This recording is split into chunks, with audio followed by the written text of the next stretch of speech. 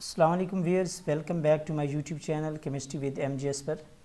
Students, आज हम discuss करने जा रहे हैं Federal Public Service Commission lecture chemistry का पास पेपर जो 7 अक्टूबर 2020 को कंडक्ट हुआ। और आज हम डिस्कस करेंगे 45 क्वेश्चंस आउट ऑफ 50 जो मैंने डिफरेंट सोर्सेज से कलेक्ट किए हैं, और आज हम इनकी कंप्लीट डिस्कशन करेंगे और इस वीडियो को एंड तक देखिएगा। तो स्टार्ट करते हैं आज का question number 1।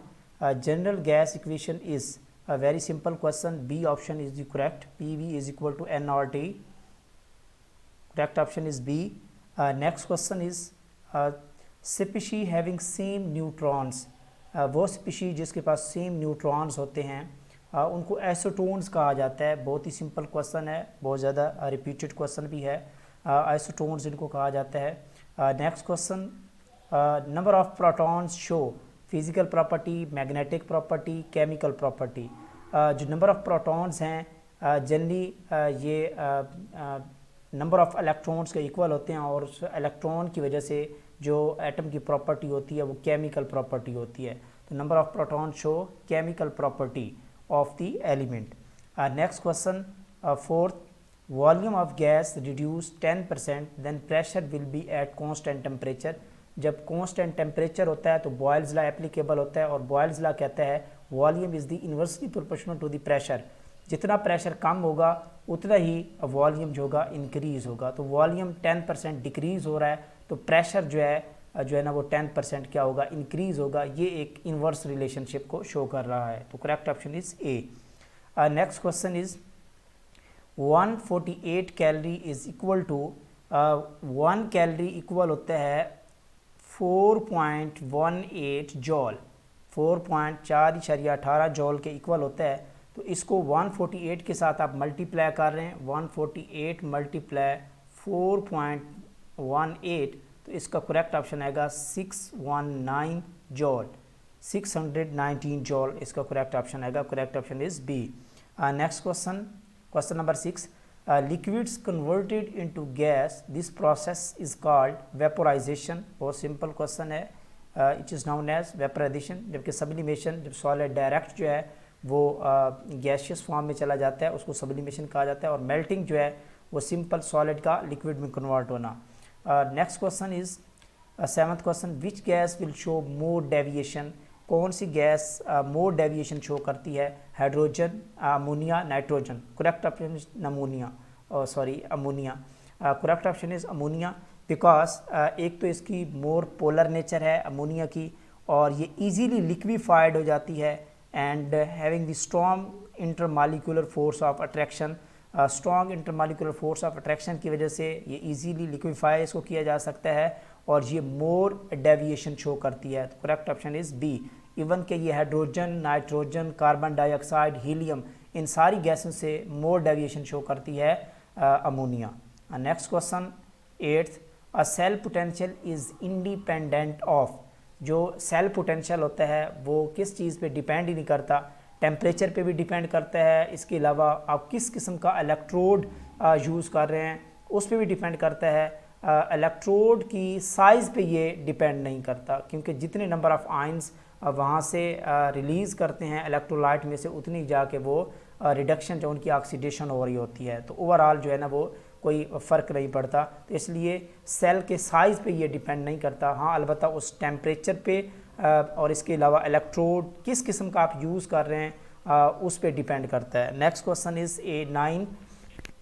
Next question, 1 gram substance heat at 1 degree centigrade is called. इसको कहा जाता है स्पेसिफिक हीट कहा जाता है। अगर हम मोल्स की टर्म में बात करते हैं 1 मोल ऑफ सब्सटेंस, तो उसको कहा जाता है मोलर स्पेसिफिक हीट कहा जाता है। तो क्योंकि हम जस्ट ग्राम में बात कर रहे हैं तो इसको कहा जाता है specific heat. Correct option is A. Next question 10, which gas diffuse fast. Gaseous की जो गैसेस की डिफ्यूजन होती है वो डिपेंड करती है या तो डेंसिटी पे डिपेंड कर रही होती है या उनकी मोलर मास पे डिपेंड कर रही होती है। तो लोअर डेंसिटी होगी तो मोर डिफ्यूज़ होगी गैस। इसी तरह लो मॉलिक्यूलर वेट होगा, लो मॉलिक्यूलर मास होगा तो तब भी गैस मोर डिफ्यूज़ होगी। तो ऑक्सीजन का जो मॉलिक्यूलर मास है वो 32 ग्राम होता है, ग्राम पर मोल होता है। इसी तरह मीथेन की अगर हम बात करें तो इसका 16 होता है, और नाइट्रोजन डाइऑक्साइड की अगर हम बात करें तो ये आप देख लें NO2 32 + 14 ये 46 जो है ना इसका ग्राम पर मोल होता है। तो सबसे कम वेट जो है वो मीथेन का है, तो ये इजीली डिफ्यूज़ हो जाती है। इसी तरह अगर फोर्थ ऑप्शन हाइड्रोजन होता तो वो मोड इजीली जो है ना वो फास्टली डिफ्यूज़ करती है। तो करेक्ट ऑप्शन इज़ बी। ये ग्राम लॉ ऑफ डिफ्यूजन के अकॉर्डिंग वो फार्मूला है, उसके अकॉर्डिंग ये कॉन्सेप्ट है। Next question 11, sum of exponent in the rate equation. अगर आपके पास रेट लॉ गिवन हो, रेट इक्वेशन गिवन हो, तो अगर आप जो है ना वो मोलर कंसंट्रेशन, जो कंसंट्रेशन उनके एक्सपोनेंट की पावर को सबमिट कर लेते हैं, तो देन उसका जो सम होता है उसको कहा जाता है ऑर्डर ऑफ रिएक्शन। तो ऑर्डर ऑफ रिएक्शन ओनली जो है ना वो एक्सपेरिमेंटल इक्वेशन से फाइंड आउट किया जा सकता है, रेट लॉ रेट इक्वेशन से फाइंड आउट किया जा सकता है। Next question is 12, a rate of reaction is expressed in the unit, ये simple rate of reaction का unit है mole per liter per second। and next question 13, which is better order of living group, कौन सा सबसे better living group है, fluoride, chloride, iodide. तो iodide is the better living group due to the large size, ये good nucleophile भी है और good जो है ना वो लिविंग ग्रुप भी है, दोनों इसके पास प्रॉपर्टीज़ हैं। Next question 14, which substrate show fastest SN2 reaction. तो देखें जब इस तरह का क्वेश्चन आता है तो आपने देखना होता है कि SN2 में हमारा इंटरमीडिएट कौन सा है, या अगर हम SN1 की बात करेंगे तो उसमें हमारा इंटरमीडिएट कौन सा होगा। तो SN1 के केस में कार्बोकेटाइन होगा, तो देन कार्बोकेटाइन की स्टेबिलिटी पे उसका रेट डिपेंड करेगा। जितना ज़्यादा स्टेबल कार्बोकेटाइन होगा इन केस ऑफ SN1, उसकी जो रेट होगा SN1 रिएक्शन का उतना ज़्यादा होगा। बट हम बात कर रहे हैं SN2 की, तो SN2 के केस में हमारे पास जो है ना वो ट्रांजिशन स्टेट की फॉर्मेशन होती है। तो ट्रांजिशन स्टेट का अगर हम ऑर्डर की बात करें तो primary transition state is more stable as compare to the secondary and then third tertiary. तो सो जो करेक्ट ऑर्डर होगा इसका रेट ऑफ रिएक्शन का इन case of SN2, primary is the more जो है ना इसका रेट ऑफ रिएक्शन होता है। Next question 15, who discovered the radio activity phenomena. Radio activity phenomena discover किया था हेनरी बैकोरल ने, सबसे पहले इसको डिस्कवर किया था। अलबत्ता इसको जो नेम दिया था वो मैरी क्यूरी ने इसको नेम दिया था। Next question 16, internal energy can be increased, internal energy only depend on the temperature, more will be the temperature, more will be the internal energy. So by increasing the internal energy, by increasing the temperature, internal energy can be increased. So correct option is B. Next option 17, at higher temperature vapor behave more like, अगर आप बहुत ज़्यादा higher temperature देते हैं तो जो vapours होते हैं वो किस तरह बिहेव करेंगे, behave as gas, behave as perfect gas या अप्रॉक्सीमेटली गैस। देखें सबसे पहली बात तो ये है कि vapour at higher temperature behave as the perfect gas. Perfect gas का दूसरा नेम है आइडियल गैस, और आप जानते हैं कि आइडियल गैस की जो कंडीशंस हैं, कोई भी गैस जो आइडियल गैस की तरफ जाती है वो higher temperature and lower pressure पे आइडियल गैस की तरफ आइडियल गैस बनना चाहती है। सो एट हायर टेम्परेचर, जब बहुत ज़्यादा हायर टेम्परेचर होगा तो वेपर भी बिहेव करेंगे as a perfect gas, it is known as ideal gas. Correct option is B.